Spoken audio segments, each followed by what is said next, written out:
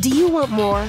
More time, more balance, more love, more sex, more money, more real, and less bullshit? This is the Women Wanting More podcast with Dr. Karen Osborne. Real life, real stories, plus real tips to get you more of what you want.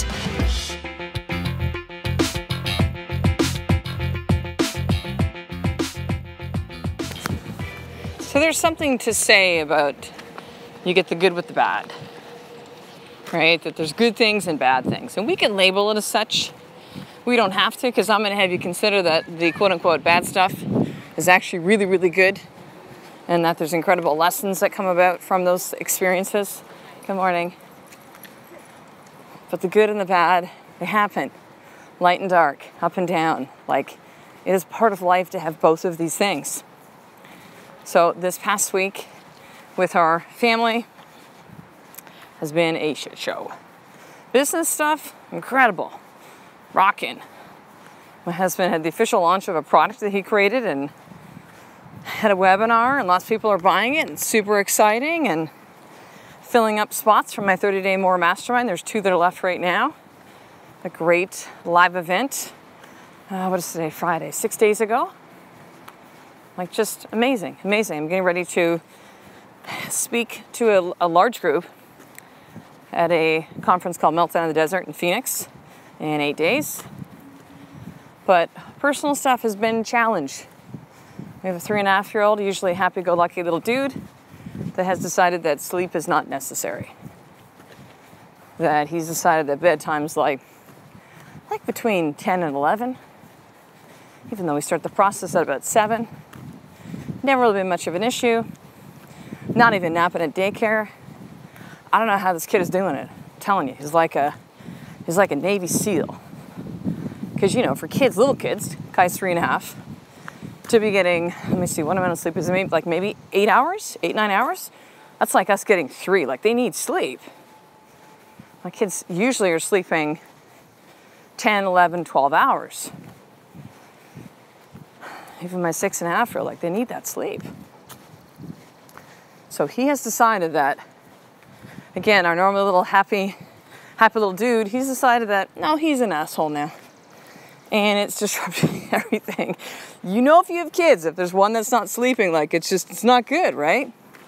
It's not good. I'm already not sleeping with the pain that my body's experiencing and working through this slowly. So I'm not sleeping well because out of the last 2-3 weeks. And then our oldest boy gets upset because Kai's up and waking him up, and it's like that domino effect. It's like that slow train wreck that you see happening, and you're like doing the slow motion running towards it. No, like trying to stop it, but there's nothing you can do. It's been a shit week. It's been a way better morning. I'm like, you know what? I was explaining to Tyson about the concept of the do-over. He didn't understand what a do-over meant, so we talked about what that means in relation to a game, and if you missed a shot or you didn't, do your turn the way you want to, you'd like, I want to do over, I want to do it again, right? I want to do it over, I want another chance. So I said, buddy, each day, because Tyson's been incredibly emotional this past week, and the last, 2, 3, 4 weeks, there's been extra hitting and tears, and I want to leave this family, and he's just a boy who feels things big. And he went to bed kind of in that space. And so we talked about this day being a do-over, a fresh start, that every single day we have the opportunity to see our day as a do-over. We don't have to carry what happened yesterday into today. But I reflect on this morning as I got our 3.5-year-old to daycare on time. It was like, oh my God. I've also, too, with this leg pain, like driving, like really, really exacerbates it, really makes it worse. And so I've not been doing my typical driving. My husband is, and then it's late in the morning. Just routine is just all thrown off in many parts of our life this week, last couple weeks. And so to be able to have that again and do the power words with Kai in the car and have fun and laugh and drive him and great drop off, and he was like so happy, and I get home and I just walked Tyson to school, even though he was doing that. I don't want to go. He wants to bring this new, we got him yesterday like like a Nerf bow and arrow, right? So it's like a little suction cup. It's not gonna hurt anybody, but you know, the kind of a thing at school. You can't bring in a weapon. But it won't hurt, Mommy. I know, buddy, but that's just kind of the blanket rule. They can't go, yours is okay, yours isn't. We got a lot of very hyper PC parents in today's world. You can't bring any of that shit in. And so he was like, that's fine, I'm not going to school then. So a lot of talking, a lot of patience, finally got him out the door. No tears. Mommy didn't yell. I was just like, yes, this is a good day today. I'm choosing it because I woke up this morning. I said, listen, I can take a look at this past week and go, fuck, again, like I said, this has been a shit week. This has been a shit week. And then I remembered how many years that I wanted to be a mom. 7.5 years of trying to conceive. Never did. We were blessed to become a mommy and daddy through adoption. And we're so thankful to our son's birth moms every single day who chose us. They could have chosen lots of other families. They chose us.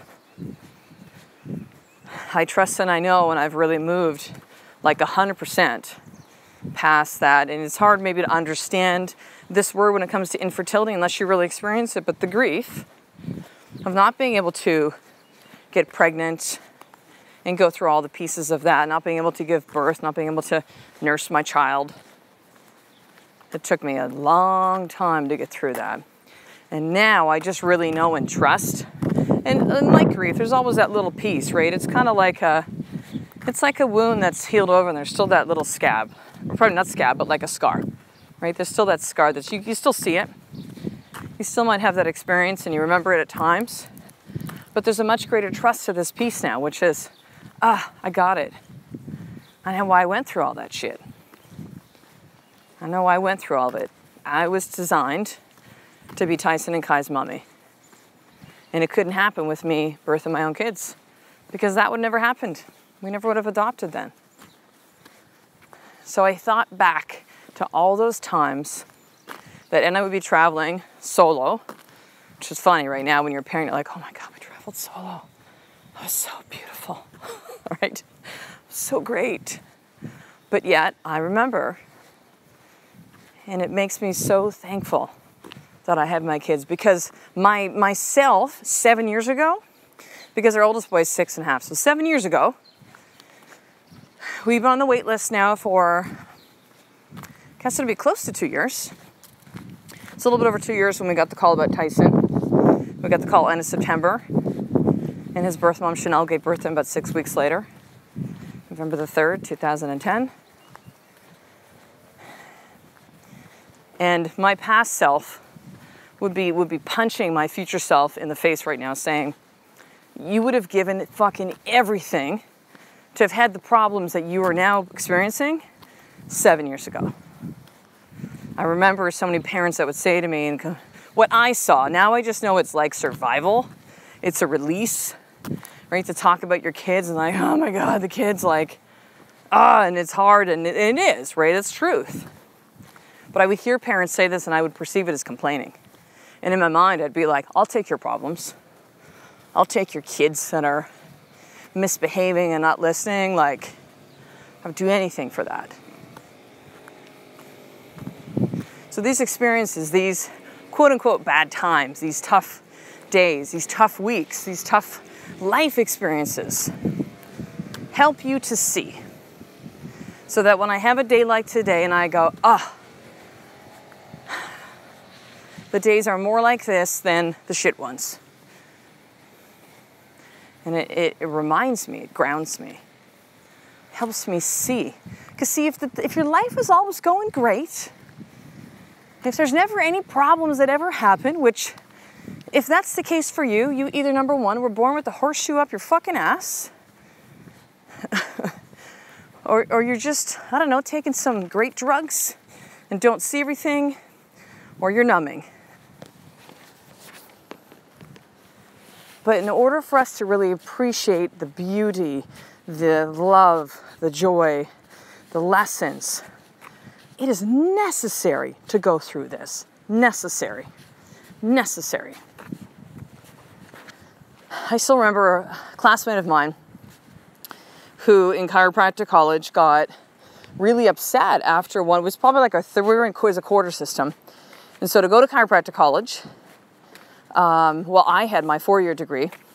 Chiropractic college is 3 years. This is a long ass time, right? But when I went to chiropractic college, you actually could have had your, I think, two-year diploma degree. I'm not sure what the equivalent of the US as to what we have here in Canada. And so there's some of my classmates that were like 21 coming in. They were young, right? Not a lot of life experience. I had just turned, let me see, 28, that's right, because I was 31 when I graduated. 28, so different, right? And I had lots of stuff happen with my family, shit with my parents. My dad had a head injury, almost died. Like, there's a lot of life experiences, like rich with lessons and rich with experiences, right?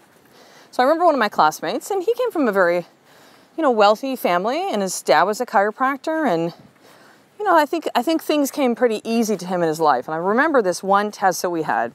So one of the exams, and it was an oral exam, so you had to go through and demonstrate different orthopedic tests with a mock patient, and it's timed, and someone's right there, and it can be nerve-wracking, right? And I remember him walking out of that, because I was waiting, because my turn was next, waiting outside the room. He comes out, and he was just devastated, like destroyed. And I don't know what I would have said to him, but I'm assuming it was kind of something like, dude, what's up? I said, oh my God, I think I failed that. And I'm thinking, okay. That's one exam. It's not the end of the world, right? But to him, at least my story I imprint on this, is that he really didn't have a lot of like, quote unquote, bad things that happened in his life. And so this was one of the first or the bigger ones, and it was just crushing him. And I remember kind of having that realization either at the time or later reflecting on it and going like, oh man, I get it. This is why. I could be totally off. This is my whole interpretation. I never talked about this. This is just something like, it's one of those moments that you remember, right? And I remember thinking at the time, like, God, I'm so thankful for the shit times, the bad times, the struggles, right? You have to have the good and the bad. It's just the way it works. There's no way for you to know otherwise, right? If things are all going like great and suddenly one that you're like, what the hell, right? Like there's an appreciation that happens when you go through those difficult moments, days, weeks, months, years, decades.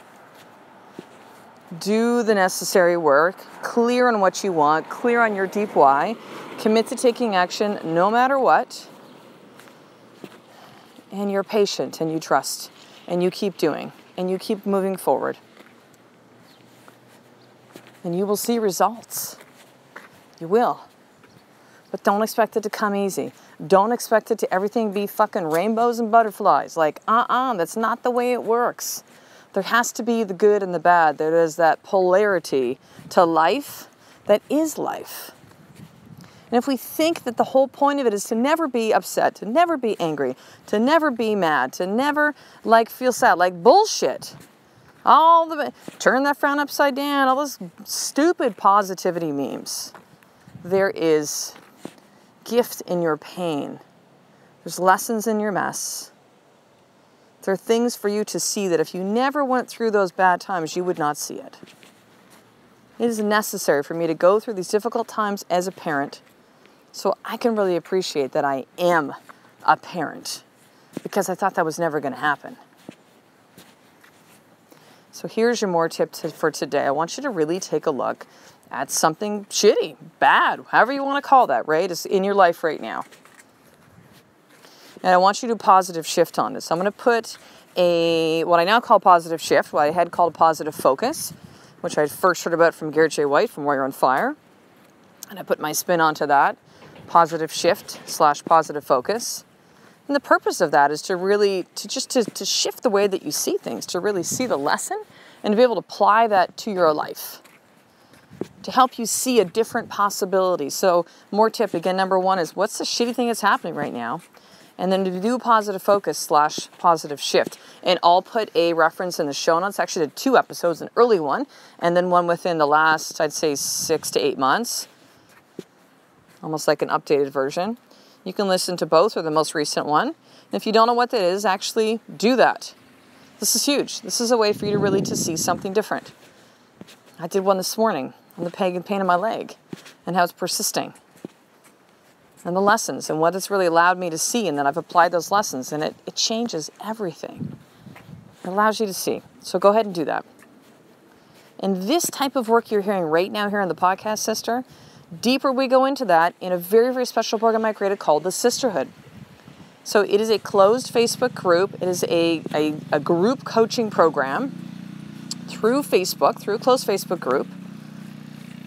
That's incredibly inexpensive and affordable for everybody. I really created this because so many of you wanted to coach with me, but you weren't in the range of $5,000, which is where my programs start at. And so this was a solution. This was a way to really help to have more of you have access to me as a powerful coach inside the Sisterhood. We do weekly Facebook Live trainings on things like positive shift, right? Things like finding the lessons in your mess. What do these things all mean? You get to interact with other women that are like you, like-minded, access to me, you have the accountability. So here's what you can do, because being part of the Women Wanting More tribe, you get to try the Sisterhood out for free for this first 7 days, so 7-day free trial. So go ahead and head over to drkarenosburn.com/sisterhood. So that's drkarenosburn.com/sisterhood. And you can actually set up your free 7-day trial today. So I will talk the next episode. A life of more. It's just one step away from you doing the fucking work every single day. I love and appreciate you. To get the show notes of each Women Wanting More episode, including the How to Get More tip, subscribe to the newsletter at drkarenosburn.com/newsletter.